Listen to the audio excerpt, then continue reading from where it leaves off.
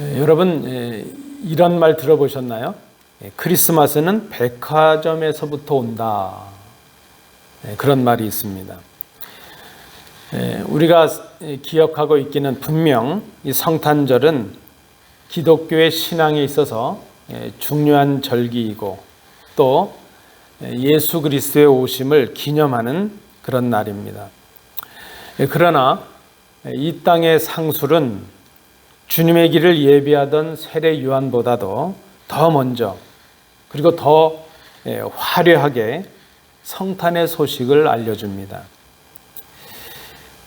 여러분 보시는 대로 많은 백화점들은 동방의 박사들이 아기 예수님께 드렸던 선물보다도 더 화려한 그런 선물들을 준비하고 사람들의 마음을 유혹을 합니다. 좀 차분하게 그리고 진지하게 아기 예수님의 탄생을 기념하며 우리의 삶과 우리의 신앙을 돌아보고 또 예배하던 그런 크리스마스는, 그런 성탄절은 이제 우리의 기억 속에 남아있을 뿐입니다. 저는 그런 생각을 해봅니다. 우리 자녀들이 이 도회지에서 살아가면서 성탄절을 어떻게 기억할까? 성탄절의 추억이 무엇이 있을까?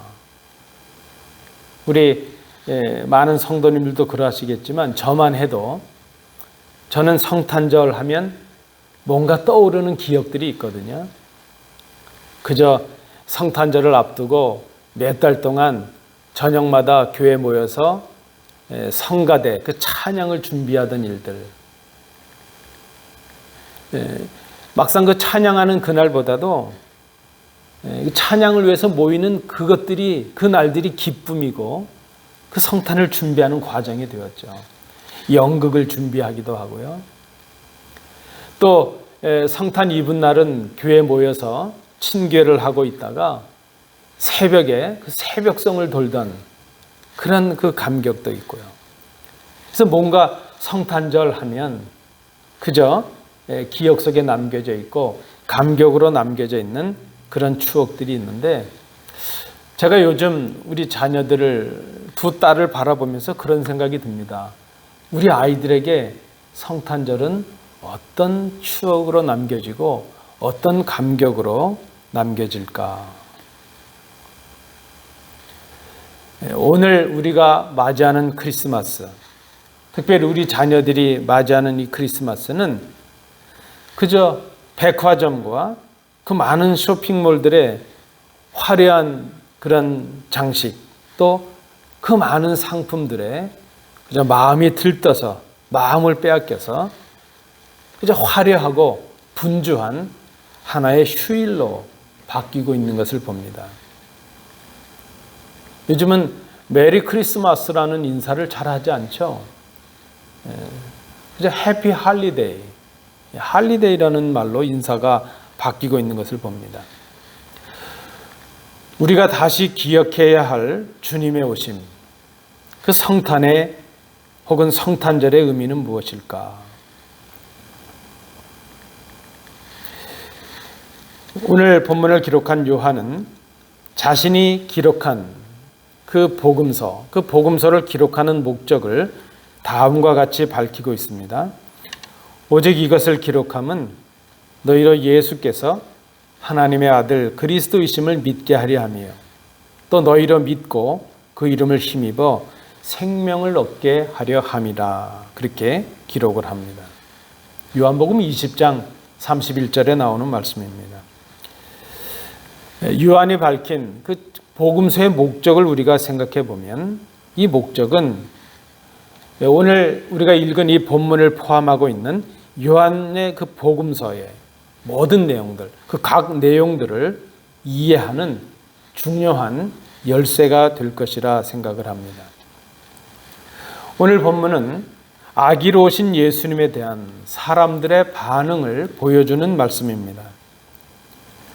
하나님의 아들이신 예수께서 이 땅에 오시게 되었을 때에 그 예수가 오심을 믿는 자들도 있었고 믿지 않는 자들도 있었습니다. 요한의 목적은 그것이죠. 이 본문을 기록함으로 예수를 영접하지 않는 자들의 모습을 돌이키고 그들로 하여금 예수를 하나님께서 보내신 그리스도로 믿음으로 생명을 얻게 하려 하는 것. 오늘 우리가 성탄절 아침에, 성탄절을 기념하는 이 주일 아침에 이 말씀을 우리가 다시 상고하는 이유가 어디 있겠습니까? 성탄하신 주님, 그 주님의 의미를, 성탄의 의미를 잘 깨닫고 우리가 성탄하신 예수님을 영접하는 사람들이 되는 것입니다. 오늘 우리가 이 본문을 통해서 성탄하신 예수님을 영접하는 사람들은 어떤 사람들이었는가, 누구인가 하는 것을 생각해 봅니다. 첫 번째입니다. 1절부터 3절까지의 말씀을 참조해 주시기 바랍니다. 성탄하신 예수님을 영접하는 사람은 예수님을 주인으로 믿는 사람이라 정리할 수 있겠습니다. 우리가 읽진 않았지만 오늘 요한복음 1장 1절부터 3절의 내용에 보면 예수님께서는 삼위일체이신 하나님이십니다. 그래서 태초에 그 성부 하나님이 천지를 창조하실 때 함께 계셨습니다. 하나님과 함께 계신 분이기 때문에 하나님을 가장 잘 아시는 분이십니다. 그래서 그 하나님을 우리에게 가장 잘 계시하고 보여줄 수 있는 분도 바로 예수님이십니다.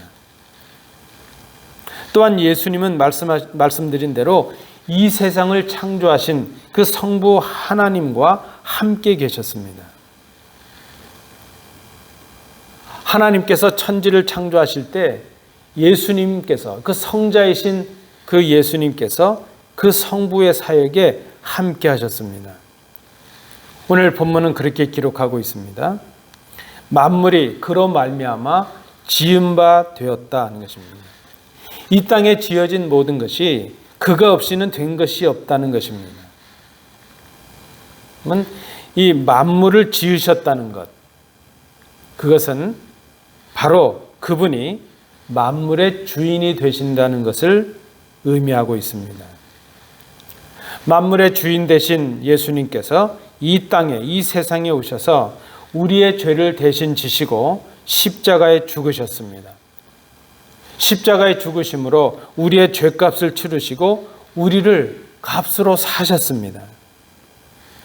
우리를 사셨기에 이제 우리의 주인은 예수님이십니다. 성탄하신 예수님을 영접하는 사람, 그 사람은 바로 그 예수가 우리를 구원하신 우리의 주인이시라는 것을 믿는 사람입니다. 내 생명을 파멸해서 이제 생명으로 인도하신 그 주님이심을 믿는 것이죠. 하나님을 떠난 우리의 죄를 사하심으로 우리를 다시 하나님께 가까이 나아갈 수 있게 하신 우리의 주인이시라는 것을 믿는 것입니다. 예수님을 주인으로 믿는 것은 마음의 결단으로만 끝나는 것이 아닙니다. 예수님을 내가 주인으로 믿어야지, 그렇게 된다고, 그렇게 결심한다고, 다짐한다고 완성되는 것이 아닙니다. 그 다짐을 우리의 삶 속에서, 그 결단을 우리의 삶 속에서 실천해야 합니다. 그것은 우리 삶 속에서 예수님을 주님으로 믿는 것입니다. 구체적으로 그것은 주님의 말씀에 순종하는 삶을 살아가는 것을 의미합니다. 우리가 이번 성탄, 늘 해마다 맞이하는 성탄이지만 우리가 이미 오신 그 주님, 그 성탄을 기념하는 이유가 어디 있겠습니까? 또 우리가 성탄하신 주님을 영접한다는 것의 의미가 어디 있겠습니까? 지금 내가 주인된, 내가 내 스스로 주인으로 생각하고 있는 그 모든 것들을 내려놓고 예수님을 나의 주인으로 모시는 삶. 여러분, 나의 시간의 주인이 주님이시요, 내 소유, 내 물질, 내 건강, 내가 가진 모든 것의 주인이 바로 예수님이시라는 것을 내 삶 속에서 삶으로 실천해내는 것, 그것이 바로 성탄하신 예수님을 영접하는 것이라 하는 것입니다. 그저 세상 사람들이 하는 것처럼 성탄이라는 그런 그 휴일에 그 들뜸에 빠져서 그저 하루를 쉬는, 아이들에게 선물을 주고받는 날로 지나는, 그렇게 지날 것이 아니라는 것입니다. 성탄을, 그 의미를 생각하면서 성탄하신 주님을 바르게 영접하는 것입니다. 그것은 바로 성탄하신 예수님이 내 삶의, 내 모든 것의 주인이시라는 것을 고백하고 결단하고 삶으로 행하는 것. 오늘 우리가 새롭게 생각해야 할 성탄의 의미라 말할 수 있습니다. 우리가 본문에서 찾을 수 있는, 본문에서 배우는 두 번째 성탄하신 예수님을 영접하는 사람은 그 성탄하신 예수님께서 우리의 빛이 되신다는 것을 믿는 사람이라 말할 수 있습니다. 여러분, 빛이 있고 어둠이 있습니다. 드라마 제목 같지 않으세요? 빛과 어둠. 드라마 제목 속에서는 빛과 어둠이 함께 할 수 있는데, 근데 우리가 자연적인 이치로 보면 빛이 비추이면 어둠은 사라집니다. 빛과 어둠은 함께 할 수 없습니다. 공존할 수가 없습니다. 그런데 오늘 본문 5절은 이렇게 기록하고 있습니다. 빛이 어둠에 비치되 어둠이 깨닫지 못하더라. 어둠에 빛이 비쳤으면 그 어둠이 사라지고 환해져야 되는데 그렇지 못했다는 것입니다. 빛이 어둠 가운데 비쳤는데 어둠이 깨닫지 못했다 하는 것입니다. 예수님께서 이 세상에 빛으로 오셔서 빛이었는데 깨닫지 못한 사람들이 있었습니다. 말씀드린 대로 빛이 비치면 어둠이 물러가야 하는데 빛이 비쳤는데도 불구하고 그대로 어둠에 거한 자들이 있었습니다. 그 어둠에 거한 자들이 빛이 비쳤다는 것을 깨닫지 못했기 때문입니다. 여러분, 어둠의 특징이 무엇이겠습니까? 어둠은 보이지가 않죠. 까매지면 색도 구별할 수 없고 사물을 분별할 수가 없습니다. 어둠의 특징은 보이지 않고 분별할 수 없다는 것입니다. 보여지지가 않고 분별할 수가 없으니까 깨닫지 못하고 알지 못합니다. 예수님이 빛으로 오셨는데 그 예수님을 보지 못하고 분별하지 못하니까 깨닫지 못하고 알지 못하게 되었습니다. 빛이 비추었는데 여전히 죄와 사망, 그 어둠에 있음을 깨닫지 못합니다. 빛이 비쳤는데 이미 빛이신 주님께서 오셨는데도 우리가 영원히 죽을 인생임을 스스로 깨닫지 못하고 어둠 가운데 머물러 있습니다. 오늘 본문 4절에 보니까 이 빛이 바로 예수 안에 있는 생명이라 그렇게 말씀을 합니다. 4절 말씀입니다. 그 안에 생명이 있었으니 이 생명은 사람들의 빛이라. 예수를 하나님의 아들로 영접하고 믿는 자들에게는 영원한 생명이 주어집니다. 왜 그렇습니까? 빛으로 오신 예수님이 바로 생명이기 때문입니다. 그 예수님 안에 우리에게 영생을 주시는 참 생명이 있기 때문입니다. 예수님께서 오셔서 죄에 거한 우리의 죄를 사해 주십니다. 우리가 할 일이 있다면 예수님을 믿는 것입니다. 그 빛이신 예수님을 영접하고 예수님을 믿게 되면 그 예수님의 생명이 우리에게 임하게 됩니다. 여러분, 예수를 믿는 것이 생명의 길입니다. 하나님을 아는 것이 영생이요 하나님께서 보내신 예수를 아는 것이 영생이라 요한복음 17장 3절을 말씀합니다. 주님께서도 친히 말씀하셨습니다. 요한복음 14장 6절 말씀에 내가 곧 길이요 진리요 생명이니 나로 말미암지 않고는 아버지께로 올 자가 없느니라. 예수님께서 이 땅에 오셨다는 것, 성탄하셨다는 것, 그 의미가 무엇입니까? 성탄하신 예수님께서 빛으로 우리에게 임하셨다는 의미가 있습니다. 그 빛은 세상의 죄와 사망과 어둠을 밝히는 빛이십니다. 그 빛을 인해서 우리의 죄가 사해지고 우리에게 영원한 생명이 주어지게 됩니다. 그래서 우리에게 주어진 유일한 길이 있습니다. 우리가 죄 사함을 받고 생명을 얻을 수 있는 유일한 길은 예수를 믿는 것입니다. 빛이신 주님을 인하여 나의 삶을 어둠의 삶이 아니라 빛의 삶으로 살아가는 것. 빛이신 예수님께서 비추셨기 때문에 죄로 죽을 인생이 아니라 영원한 생명을 얻은 사람으로 살아가는 것. 그것이 바로 성탄하신 예수님을 영접하는 것입니다.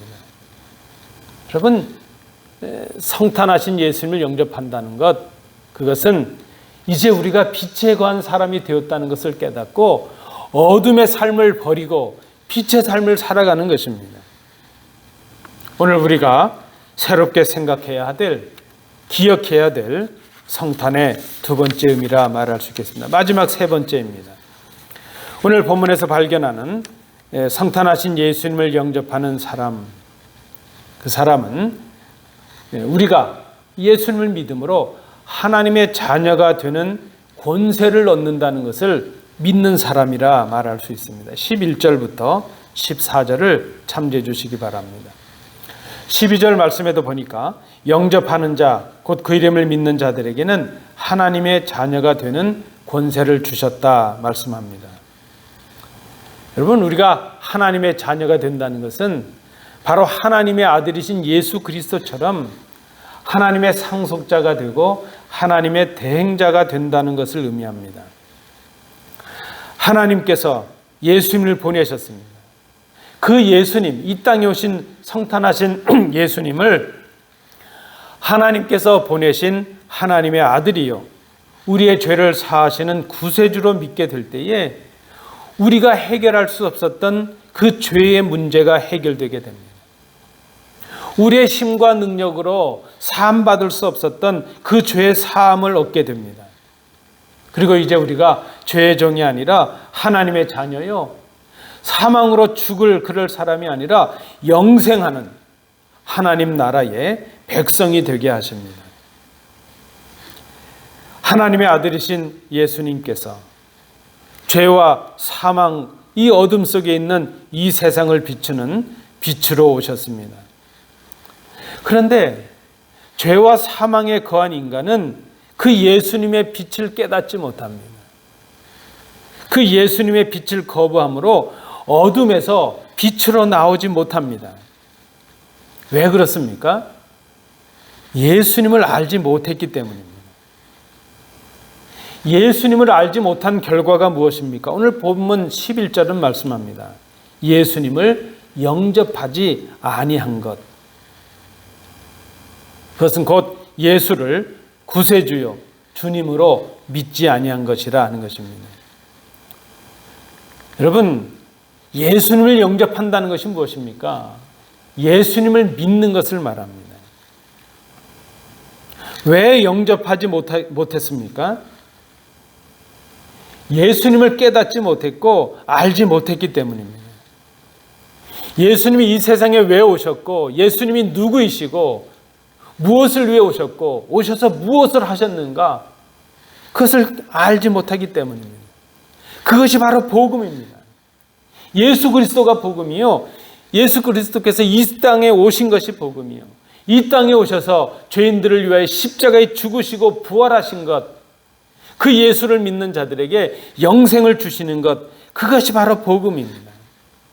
결국 우리가 예수가 누구이신가를 알지 못했고, 복음을 알지 못했고, 알지 못했기에 영접하지 못했다는 것입니다. 믿지 못했다는 것입니다. 예수가 오심을 깨닫지 못하고 예수가 하나님의 아들이시요, 구세주시요, 그리스도시라는 것을 알지 못했기에 믿을 수가 없었습니다.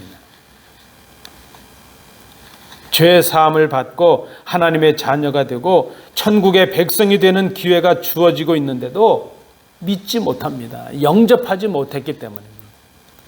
여러분, 예수님께서 이 땅에 오셨다는 것, 성탄하셨다는 것은 바로 우리에게 주어지는 기회입니다. 우리의 죄가 사함받고 죄의 종에서 하나님의 자녀가 되고 구원받는 백성이 되고 죽음의 자리에서 영원한 생명을 얻게 되는 하나님의 나라의 백성이 될 수 있는 기회입니다. 그런데 이 기회가 주어졌는데 깨닫지 못했습니다. 이 기회가 주어졌는데 영접하지 아니하였습니다. 예수를 믿지 못했습니다. 왜 그렇습니까?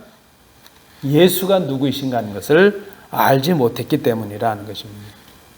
여러분, 우리에게 무엇이 필요하겠습니까? 예수를 알기 위해서 우리에게 필요한 것은 바로 기도와 말씀입니다. 올 한 해 우리가 우리의 삶을 돌아보면서 여러분 얼마나 성경을 읽으셨는지 모르겠어요. 우리가 많이 부족했습니다. 얼마나 말씀을 묵상하고 또 그 말씀을 배우기에 힘썼는지 올 한 해를 우리가 돌아봐야 될 것입니다.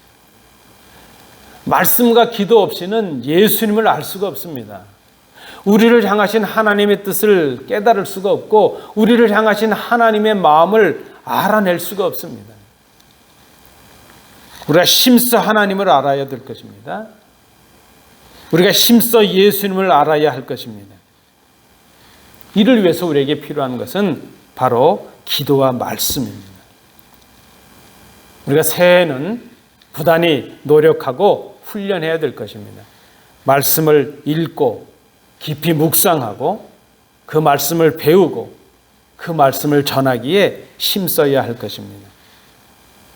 우리가 기도함으로 하나님의 마음을 알고 기도함으로 하나님의 능력을 힘입는 사람들이 되어야 될 것입니다.